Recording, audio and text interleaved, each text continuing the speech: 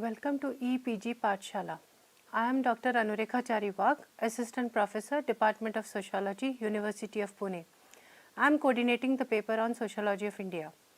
Today we are going to discuss the module Marriage in India. This module has been written by Sumati Unkule, Research Scholar, Department of Sociology, Savitribai Phule, Pune University.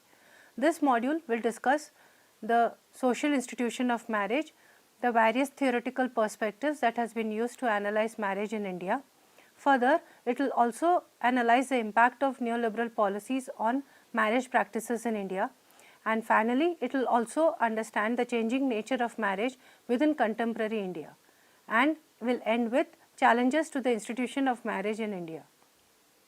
Introduction. This module seeks to understand and analyze the contemporary social institution of marriage from a sociological perspective. Never prior to this has the institution of marriage been so diverse, with so many emerging trends and facing myriad challenges. This module will try to understand the changing nature and emerging trends of marriage as a social institution. The module situates this debate in the larger context of globalization and neoliberalism. Lastly, it will study the challenges facing this institution. Let us begin by understanding the concept of social institution. In common parlance, the word institution is used to signify a building, a group of people or organization. In sociology, the concept of institution is different from this common usage. It means an institution is a system of organizing social relationships which embodies certain common values and procedures and meet certain basic needs of the society. They are structured processes through which people carry on their activities. According to Horton and Hunt, an institution is a system of norms to achieve some goal or activity that people feel is important, or more formally, an organized cluster of folkways and mores centered on a major human activity. Sumner defines institution as something which consists of a concept, idea, notion, doctrine or interest, and a structure.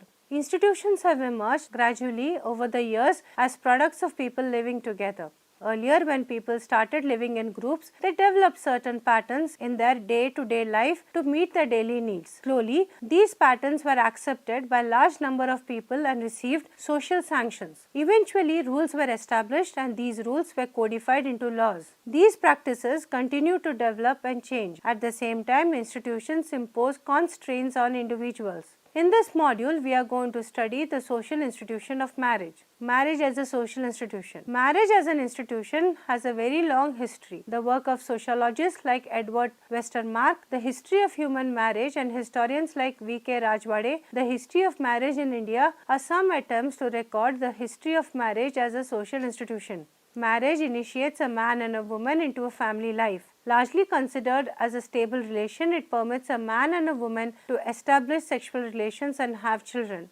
Like all other institutions, the institution of marriage too has slowly emerged into its present form. In every society, form, nature and aim of marriage are different. In almost all societies, one or the other form of marriage exists. In India, marriage remains an important rite of passage in an individual's life.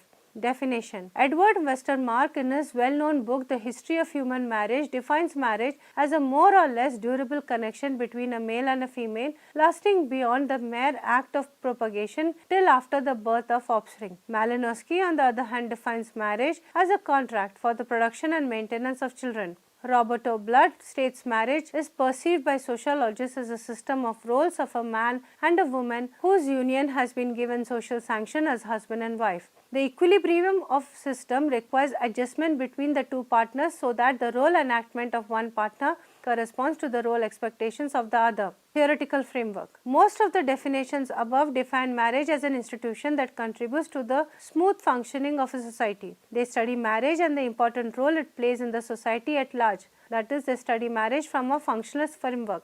The functionalist approach stresses the importance of functions of marriage as an institution for the society as a whole. They study how marriage as an institution is related to other parts of society and the way in which it contributes to the well-being of the society. Structural functionalists study marriage from a macro perspective.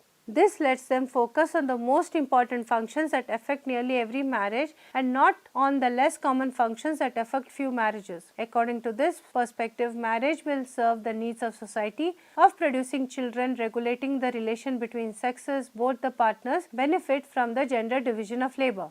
Studies like Marriage and Family in India, Religion and Society Among Coors of South India by M.S. Srinivas, Kinship Organization in India by Iravati Karve are some of the examples of studies carried out from structural functional perspectives. Many other scholars like K.C. Kapadia, Vimal Shah, T.N. Madan too have studied the institution from this perspective. Anthropologists like Robert Lowy, George Murdoch and Edward Westermark emphasize the role of social sanction in the union and the way this sanction is accomplished by different rituals and ceremonies. Sociologists like Blood, Lance, Snyder, Bauman, Barber, Burgess and others view it as a system of roles as involving primary relationships. However, these studies did not look into power relations within the family and patriarchy. They focused on the functions of marriage for society at large. Some studies on marriage try to understand the source of conflict in any marriage. Conflict is an integral part of any marriage. The conflict of Marxist perspective studies the difference in people and the disputes that are caused by it. Conflict theorists also study marriage from the macro perspective.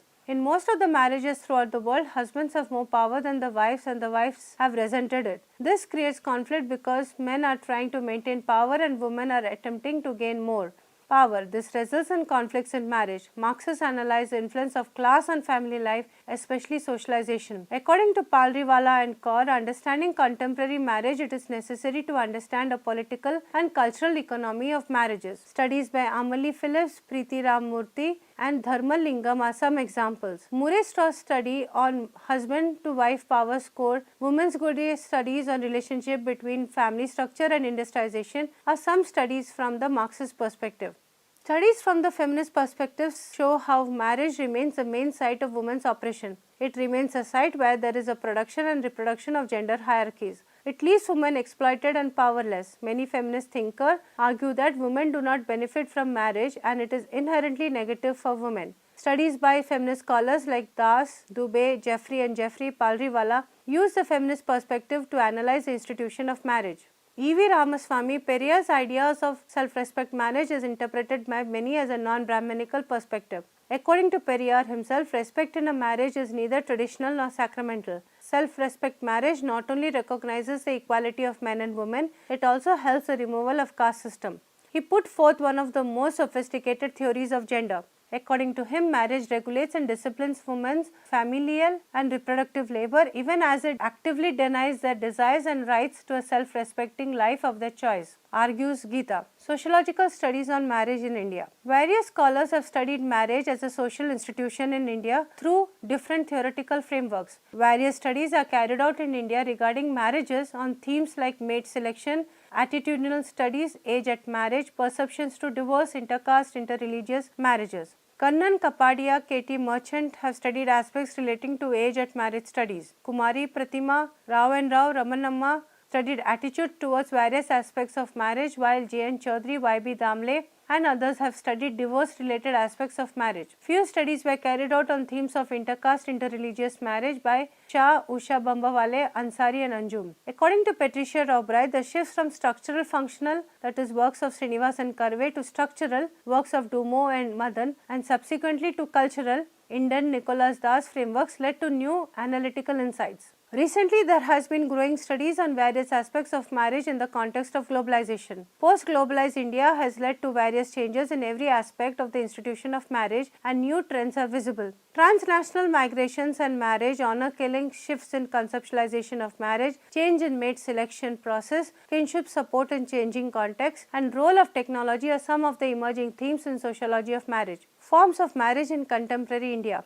Monogamy remains the dominant form of marriage in contemporary India. Under monogamy, one man marries one woman at a time. According to Malinowski, monogamy is and has been and will remain the only true type of marriage. Monogamy remains the most dominant form in many societies because according to Marxists, when males realize their role in reproduction and with gradual control over property, they sought means to ensure that property stayed with them and passed on to their children. Monogamy became their instrument to ensure this. It was then that free sexual relations were replaced with monogamy. Families became monogamous, male-dominated, and patriarchal as society became capitalist. Now monogamy dominates. There are other forms of marriage like polyandry. One woman is a wife to more than one man at the same time, and polygyny, where one man is husband to more than one woman at the same time. In India, as in all other societies, there are elaborate rules laid down for mate selection.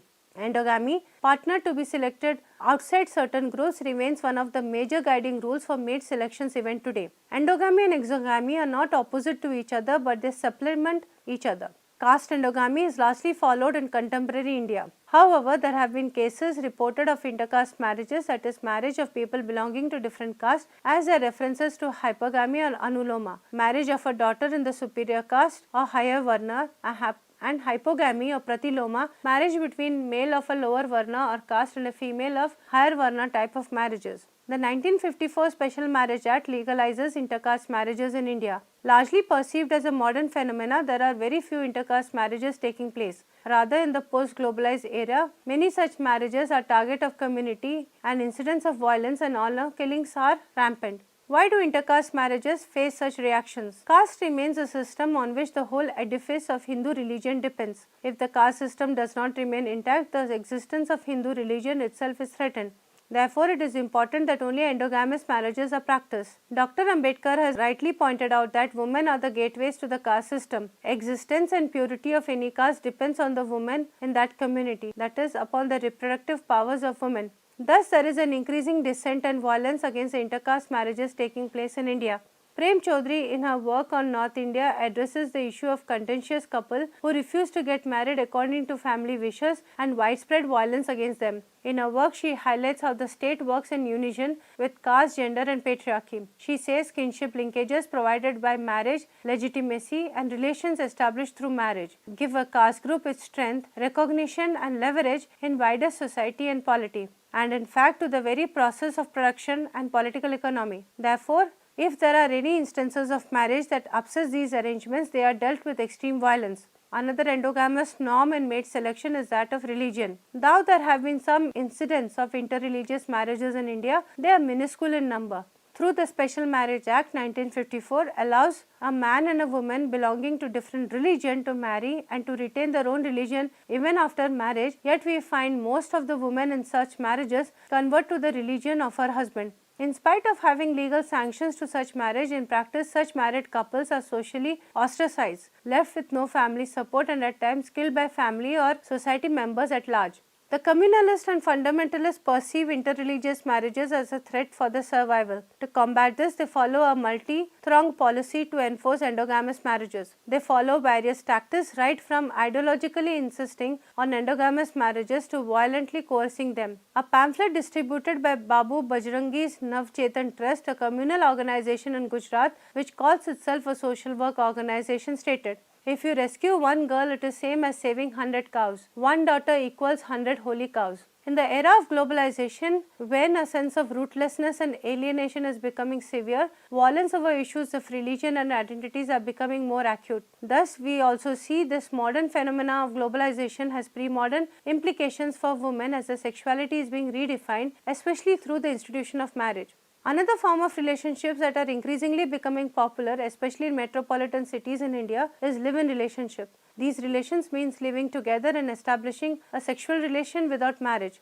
It has legal acceptance, though not social acceptance on a wider scale. Though live-in relations are not new in our society, now a large number of people are openly talking about them. There are practices like Maitri Kararas and Gandharva Vivah in ancient time can also be viewed as similar to this. Live-in relationships in the present form have largely been a post-globalization phenomena. Globalization has stressed all relationships. The earlier dominant values in marriages like loyalty, duty, docility, etc. have been replaced with companionship, equality, compatibility. Most of the information technology professionals prefer to have a live-in relationship before getting married. Long working hours, night shifts, stressful workplaces and no social life are some of the reasons for this trend. The Protection of Women from Domestic Violence Act 2005 has recognized relationship in the nature of marriage and protects female partners from domestic violence. Such partners can claim monetary and other reliefs under the Act. The Supreme Court further has recently given a judgment where if a man and woman lived like husband and wife for a long period of time and had children, the judiciary would presume the two were married. The children born out of such relationship are legitimate. There is an increasing trend of youngsters in urban areas who opt for live-in relationship, and this is largely perceived as an alternative to marriages. Same-sex marriages are not legal in India, yet we see many homosexual men and women now live in stable relationships. Such relationships are based on mutual trust and friendship.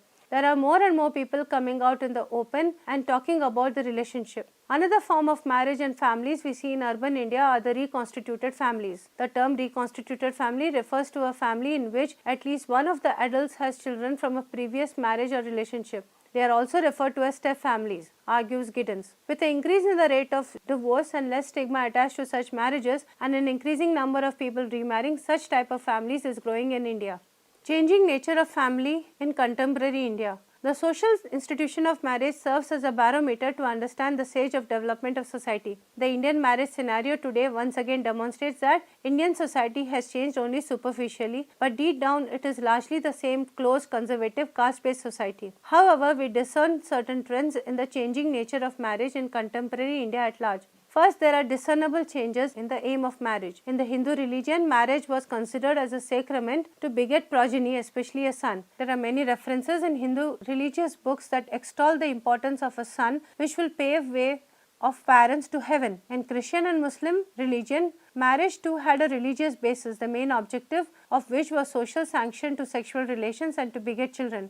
However, in the contemporary context, many couples don't marry for progeny but for companionship. Rather, there is a slight increase in the double income, no kids couple, DINGs, couples who remain childless voluntarily. In the context of globalization, the significance of the religious aspect of marriage is considered secondary or rather insignificant with growing exposure to various ideas. Secondly, significant change is seen in the process of mate selection. Even in today's Indian society, parents choosing mates for their children are a norm. Almost 90% of marriages in India remain arranged. Though there are increasing cases where youngsters choose their own partners, they remain negligible in numbers. These days, there is an increasing trend to choose spouses by consulting parents, thus giving it an element of modernity. Parents select mates for their children on the basis of family status, culture, caste, dowry, while children give importance to education, character, and physical appearance. Recently, there is also an increasing rise in the trend of matchmaking through internet websites. In a study, Surfing for Spouses marriage websites in the New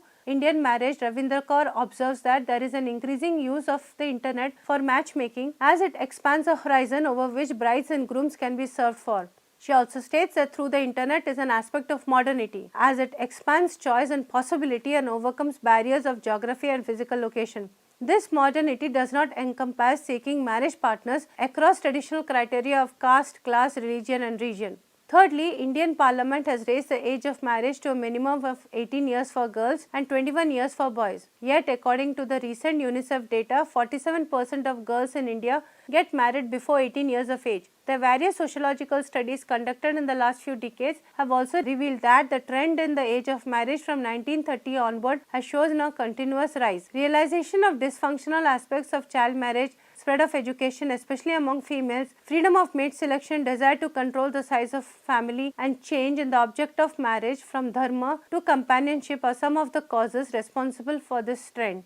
Among the urban areas, with the increasing number of women getting higher education and being economically independent, there is an increasing trend to have late marriages. Presently, there is a debate on increasing marriageable age of girls to 21 years. Fourthly, the stability of marriage cannot be taken for granted. Statistics demonstrate there is a rise of number of divorces throughout India. According to 2012 statistics, 43,000 divorces were taken across the country and out of which 20,000 cases were from Maharashtra. In a study carried out in Bangalore in 2003, the number of cases from the IT sector was 283 while in 2004 it went to 526. Statistics available show that in 2005 it went to 946 and in 2006 the figure was 1246. This can also be cited as one of the reasons for increasing number of people opting for live-in relationships rather than entering into marriage. Challenges to the institution of marriage. The changing nature of the institution of marriage has posed several challenges to its existence. The liberalization policy, though considered as economic phenomenon, have various socio-cultural implications in the lives of individuals. With the liberalization policy and Government of India withdrawing from its responsibility, we see a shrinking of formal workplace. This has led to a large number of men and women becoming part of the informal sector. Informal labor is labor which usually works on contract with long working hours. They do not get other labor benefits and are extremely underpaid. Thus, having no social security other than a contract job, this puts severe stress on family and marriage at large. Women are now increasingly participating in the job market and also form a large part of the informal labor. However, the women work outside the roles and responsibilities within the home do not undergo any change. As a result, they work in double shifts, that is, both inside and outside the home. This adds to the stress in marriage as men do not contribute to the household work. As women are becoming increasingly economically self-independent, they do not suffer unjust treatment meted out to them from their in-laws. Disintegration of joint family to nuclear family forces the couple to rely on specialized agencies in day-to-day work or on friends and extended family. Presently, there are specialized agencies like daycare centers for children and old, activity classes, counselors, which aids couples for smooth functioning of day-to-day affairs. It should be noted that there are increasing number of baby crashes that are providing 24-hour services, which is in response to working women who work in shifts at call centers or MNCs. Marital counselors are increasingly in demand in urban areas. Earlier, parents and relatives played a crucial role in the case of marital crises, but in the last 3 decades, the nature of marriage has undergone so many changes that they are unable to grasp the complexity of contemporary marriage. As a result, a specialized professional counselor is needed. Summary. The above sections deal with the sociological concept of social institution and marriage as a social institution in India. It seeks to analyze and understand the contemporary social situation of marriage, the diversity of marriage in contemporary India and its changing nature. Lastly, it discusses the challenges faced by marriage as a social institution in contemporary India. After discussing marriage in India, especially the challenges faced by the institution of marriages in contemporary India, one sees that increasingly the primordial identities such as caste are playing an increasing role in mate selection, especially the ideas related to honor killing, where men and women both are subjected to great deal of violence if they marry outside the caste, is a matter of great concern. And this has also been reflected in popular cinema such as the recent movie in Marathi called Sairad. What is interesting to note is we have to deal with these issues and we have to debate, and Prem Chaudhary's work in terms of eloping couples is also a very interesting take on understanding how honor killings operates within the intersections of patriarchy, class, caste within India. Thank you.